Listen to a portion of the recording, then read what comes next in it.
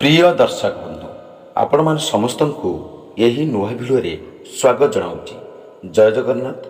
बंधुगण एवं शुणु अक्षय तृतीयार हिंदू धर्म रे अनेक महत्व रही। अक्षय तृतीया दिन सुना चांदी किणवा सह कौनसी कार्यर शुभारंभ करने अत्यंत शुभ बोली मान्यता रही। मान्यता अनुजाई यही दिन जिनिष किणवाई शुभ मुहूर्तर आवश्यकता नहीं।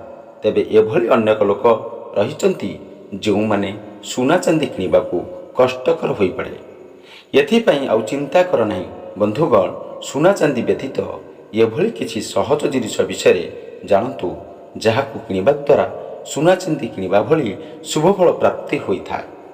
माँ लक्ष्मी और भगवान विष्णु को कृपांकर लाभ प्राप्त करने हेले आर्थिक समस्या दूर होगा सह घरे सुख समृद्धि वृद्धि होइथाय। बंधुगण एवं शुणु मे 10 रे चलित वर्ष अक्षय तृतीया पालन करा जिवो। यही दिन सुना चांदी व्यतीत आउ केउ जिनिष आनी अर्पण कले माँ लक्ष्मीकर कृपा प्राप्त हेबो। घरे सबुबले खाइबा पई तैयारी करुथिबा प्रथम रुटी गाई को खाइबा को दियंतु। या द्वारा घरे सुख समृद्धि वृद्धि होइथाय। बंधुगण एबे मन रखंतु घर भितरे पूजा करुथिबा स्थान रे मन रखंतु किंबा ठाकुर घरे सबुबले पानी भर्ती करी कलशटीए रखिबा उचित। मन रखंतु यह कले आपण मानकर मंगल हेबो। घरे सबुबले सुख शांतिर वातावरण रे रहिबा पई हेले मुख्य द्वार डाहाण पाखरे मन रखंतु स्वस्तिक चिन्हटीए आंकिबा उचित। घरे जदि औषध रखुथांती तेबे उत्तर पूर्व कोण रे रखिबा उचित। यह द्वारा औषधर प्रभाव भल रहिबो। घरर दक्षिण पूर्व कोण को सबुबले कमला रंग किंबा गोलापी रंग करिबा उचित। मन रखंतु यह द्वारा व्यर्थ खर्च कम होइथाय। घरे केबे भी बुढ़ियाणी बसा हबाकू दियंतु नहीं किंबा धूली हेबाकू दियंतु नहीं। यह द्वारा अशांति वृद्धि होइथाय।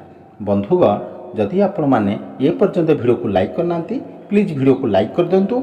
चैनल रे नुआ थिले चैनल को सब्सक्राइब कर दिंतु। एबे शुणु घरे केबे भी सुखी जाइथिबा गछ रखिबा उचित नुहे एवं लगा जाइथिबा गछरे सबुदिन पानी देबा उचित होइथाय। घरे कबाट खोलिला बेले किंबा बंद कला बेले जेपरी कर्कश शब्द न हुए सेथि प्रति ध्यान देबा उचित होइथाय। कारण यह द्वारा अशांति सृष्टि मध्य होइथाय। घरे केबे भी दक्षिण को गोड़ रखी शोइबा उचित नुहे। मन रखंतु यह द्वारा अशांति एवं खराब स्वप्न आसी थाए। घरे शोइबा बेले पश्चिम दिग को गोड़ रखी शोइले आध्यात्मिकता वृद्धि होइथाय। बंधुगण मन रखंतु एवं मनरे शांति प्राप्त मध्य होइथाय। यह कले आपण मानकर बा यह मानिले आपण मानकर सुनिश्चित भाव में मंगल हेबो। घरे केबे भी धूप दीप आरती मुहरे लिभाइबा उचित नुहे। बंधुगण मन रखंतु यह अशुभ होइथाय। घरे सुख शांति वृद्धि पाई एवं वास्तुदोष दूर करिबा पाई तुलसी गछ लगाइबा उचित। मन रखंतु एवं प्रत्येक दिन तुलसी गछ मूले पानी देबा उचित होइथाय। प्रत्येक दिन सकाळु सूर्य को जलदान कले एवं ओम आदित्यं नमः यही मंत्र 9 थर जप करिबा द्वारा सुख शांति प्राप्त होइथाय। बंधुगण मन रखंतु ए मंत्र आपण माने निश्चित रूप से यह कले आपण मानकर मंगल हेबो। घरे केबे भी ठाकुर पूजा करा जाइथिबा फूल रखंतु नहीं। यहाकू नदी जल रे प्रवाहित करिबा उचित। यह द्वारा आपण मानकर मंगल होइथाय। घरे पानी रे लुण पकाई पोछा मारिबा उचित एवं पूजा स्थल सफा सुतरा रखिले घरे शांति एवं समृद्धि वृद्धि होइथाय।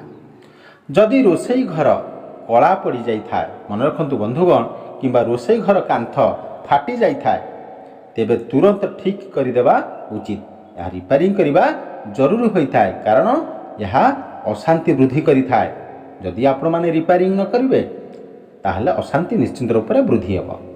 घरे धला रंगर गणेश मूर्ति किंबा चित्र रखिले सुख शांति वृद्धि होइथाय एवं घरर लोकंक मध्यरे कलह दूर होइथाय। बंधुगण मन रखंतु प्रत्येक दिन सकाळु घरर मुख्य द्वार रे किछि क्षीर पानी रे मिसाई छिंचिले ଘରେ ସୁଖ ଶାନ୍ତି ବୃଦ୍ଧି ହୋଇଥାଏ। ଘରେ ରୋଷେଇ କଲାବେଳେ ପ୍ରଥମେ ଗରମ କଢ଼େଇ କିମ୍ବା ହାଣ୍ଡିରେ ପ୍ରଥମେ କିଛି କ୍ଷୀର ଛିଟା ମାରିବା ଉଚିତ ହୋଇଥାଏ। ଏହାଦ୍ୱାରା ରୋଗ ବୈରାଗ କମ୍ ହୋଇଥାଏ। ବନ୍ଧୁଗଣ, ଏବେ ମନେ ରଖନ୍ତୁ, ଘରର ଅଗଣାରେ ଅଁଳା ଗଛ, କଦଳୀ ଗଛ, ଅଶୋକ ଗଛ, ବେଲ ଗଛ ଆଦି ଲଗାଇଲେ ଘରେ ସୁଖ ସମୃଦ୍ଧି ବୃଦ୍ଧି ହୋଇଥାଏ। ଏହିସବୁ ଗଛ ଆପଣମାନେ ଲଗାନ୍ତୁ, ଆପଣ ଘରେ ସୁଖ ସମୃଦ୍ଧିର ବୃଦ୍ଧି ଘଟିବ। ବାଣିଜ୍ୟ ବ୍ୟବସାୟରେ ବୃଦ୍ଧି ଏବଂ ଘରେ ସୁଖ ଶାନ୍ତି ବୃଦ୍ଧି ନିମିତ୍ତ 11ଟି ଅଭିମନ୍ତ୍ରିତ ଗୋମତୀ ଚକ୍ର ଘରେ ରଖିବା ଉଚିତ। ଏହା କଲେ ଆପଣମାନଙ୍କର ବାଣିଜ୍ୟ ବ୍ୟବସାୟ ନିଶ୍ଚିନ୍ତ ରୂପରେ ବୃଦ୍ଧି ଘଟିବ। ପ୍ରତ୍ୟେକ ନବମୀ ତିଥିରେ ମନେ ରଖନ୍ତୁ, ଅଁଳା ଗଛ ପୂଜା କରିବା ଦ୍ୱାରା ଗୃହରେ ସୁଖ ଶାନ୍ତି ଓ ସମୃଦ୍ଧି ବୃଦ୍ଧି ହୋଇଥାଏ। ଘରେ ଶ୍ରୀମଦ୍ ଭାଗବତ ଗୀତାର 15ତମ ଅଧ୍ୟାୟ ପୁରୁଷୋତ୍ତମ ଯୋଗ ନିତ୍ୟ କରିବା ଦ୍ୱାରା ସୁଖ ଶାନ୍ତି ଓ ସମୃଦ୍ଧି ବୃଦ୍ଧି ହୋଇଥାଏ। ବାସ୍ତୁବିଦ୍ୟା ଅନୁସାରେ ଘରର ମୁଖ୍ୟ ଦ୍ୱାରରେ କେବେ ବି ଅଳିଆ ଗଦା କରନ୍ତୁ ନାହିଁ। ଏହାଦ୍ୱାରା ପଡ଼ୋଶୀ ଲୋକଙ୍କର ସହିତ ଶତ୍ରୁତା ବୃଦ୍ଧି ହୋଇଥାଏ। ବନ୍ଧୁଗଣ, ମନେ ରଖନ୍ତୁ, এই ଛୋଟ ଛୋଟ ଜିନିଷ ଯଦି ଆପଣମାନେ ମନେ ରଖି ଏହାକୁ ୟୁଟିଲାଇଜେସନ୍ କରିବେ, ତାହେଲେ ଆପଣମାନଙ୍କର ନିଶ୍ଚିନ୍ତ ରୂପରେ ମଙ୍ଗଳ ହେବ। ସୂର୍ଯ୍ୟ ଅସ୍ତ ହେବା ପରେ କାହାକୁ କେବେ ବି କ୍ଷୀର, ଦହି, ପିଆଜ ମାଗିଲେ ବି ଦେବା ଉଚିତ ନୁହେଁ, କାରଣ ଏହା ଅଶୁଭ ହୋଇଥାଏ। ଘରର ଛାତ ଉପରେ କେବେ ବି ଚାଉଳ, ଗହମ କିମ୍ବା ଅନ୍ୟ ଶସ୍ୟ କିମ୍ବା ବିଛଣା ଧୋଇବା ଉଚିତ ନୁହେଁ। ବନ୍ଧୁଗଣ, ମନେ ରଖନ୍ତୁ, କାରଣ ଏହାଦ୍ୱାରା ଶ୍ୱଶୁର ଘର ଲୋକଙ୍କର ସହିତ ସମ୍ପର୍କ ଖରାପ ହୋଇଥାଏ। ଘରେ ପରିବା କାଟି ସାରିବା ପରେ ତୁରନ୍ତ ପରିବାର ଚୋପା ବାହାରେ ପକାଇ ଦିଅନ୍ତୁ ଏବଂ ଘରେ କେବେ ରଖନ୍ତୁ ନାହିଁ, କାରଣ ଏହାଦ୍ୱାରା ଶୁଭ ସମାଚାର ମିଳିଥାଏ। ଘରେ ମାସକୁ ଥରଟିଏ ମିଶ୍ରିଯୁକ୍ତ କ୍ଷୀରି ତିଆରି କରି ସମସ୍ତେ ଏକା ସଙ୍ଗରେ ବସିକରି ଖାଇଲେ ଲକ୍ଷ୍ମୀର କୃପା ଲାଭ ହୋଇଥାଏ। ବନ୍ଧୁଗଣ, ମନେ ରଖନ୍ତୁ। ବନ୍ଧୁଗଣ, ଏବେ ଶୁଣନ୍ତୁ, ଘରେ ଶୋଇବା ପୂର୍ବରୁ ରୋଷେଇ ଘରେ ଏବଂ ଗାଧୁଆ ଘରେ ବାଲ୍ଟିରେ ପାଣି ଭର୍ତ୍ତି କରି ରଖିଲେ ପରିବାରର ଉନ୍ନତି ହୋଇଥାଏ ଏବଂ ବାଧାବିଘ୍ନ ଦୂର ହୋଇଥାଏ। ଯଦି ପରିବାରର ସମସ୍ତ ଲୋକ କୁଆଡ଼େ ବାହାରକୁ ଯାଉଛନ୍ତି, ତେବେ ଏକା ସାଥିରେ ବାହାରକୁ ବାହାରନ୍ତୁ ନାହିଁ। ଆଗପଛ ହୋଇ ବାହାରକୁ ବାହାରିଲେ ସନ୍ତାନ ବୃଦ୍ଧି ହୋଇଥାଏ। ପ୍ରିୟ ଦର୍ଶକ ବନ୍ଧୁ, ଏବେ ଧ୍ୟାନର ସହିତ ଶୁଣନ୍ତୁ।